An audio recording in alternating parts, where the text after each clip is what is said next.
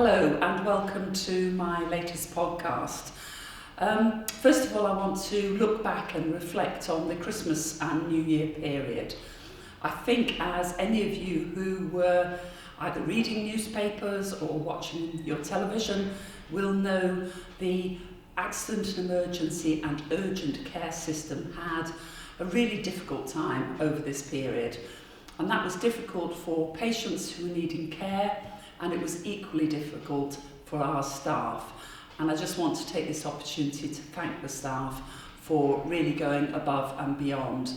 And I have to say that whilst it's been very, very difficult, and sometimes we haven't got things always right for patients because of that wait, I've had a huge number of letters of thanks from patients who know that they've actually waited for a long period of time, but want to say that the staff still smiled, still treated them courteously and gave them the care they needed. And that is so heartwarming, and I made absolutely sure that I shared that with those staff. So a big thank you to them.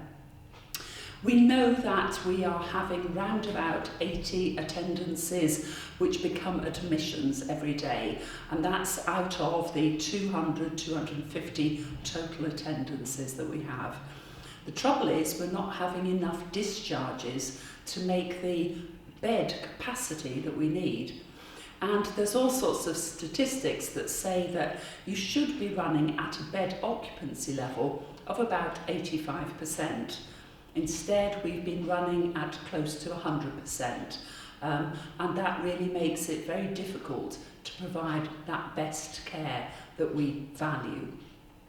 I think that it's important to understand that this isn't a fault of anybody.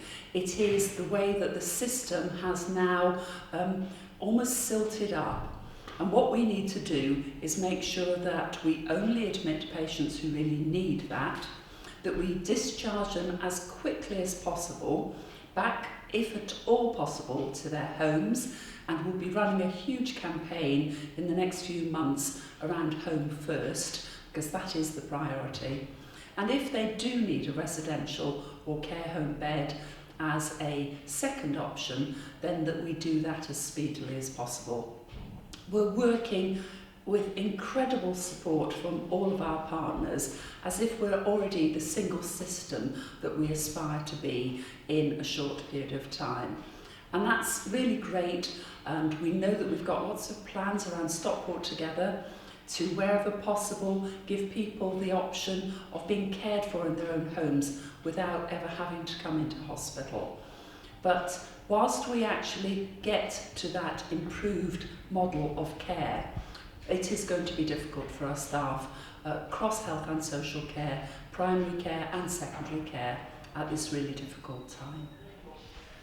In terms of the schemes that we have implemented, very much as part of Stockport Together, we have got a crisis response team, and we've also got a team that supports those who are being discharged, making sure that they can have care and assessment in their own homes. This is in addition to the community unit, which opened a number of weeks ago, which provides nursing home type facility in an old ward on the hospital site. And I'm pleased to say we're taking part in another national pilot. This is around developing a new role of nurse, which is almost a combination of care and unregistered nurses, but it's the bridge between those care support workers and registered nurses.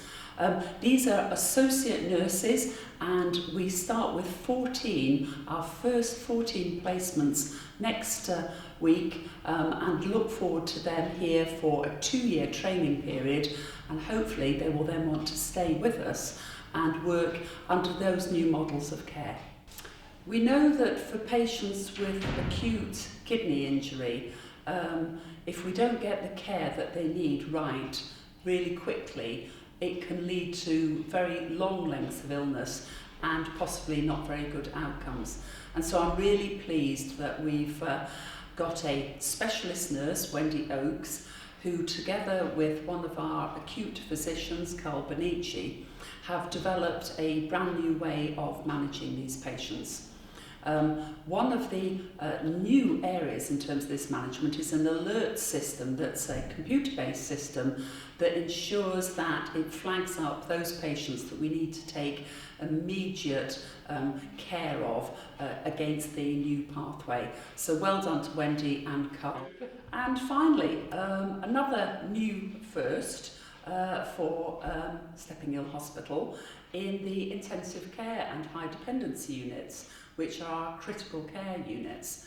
We have partnered with a national charity called the Music in Hospitals charity, who traditionally have gone on to general wards to play soothing music for patients, which is really appreciated by those patients and any visitors and staff who might be there.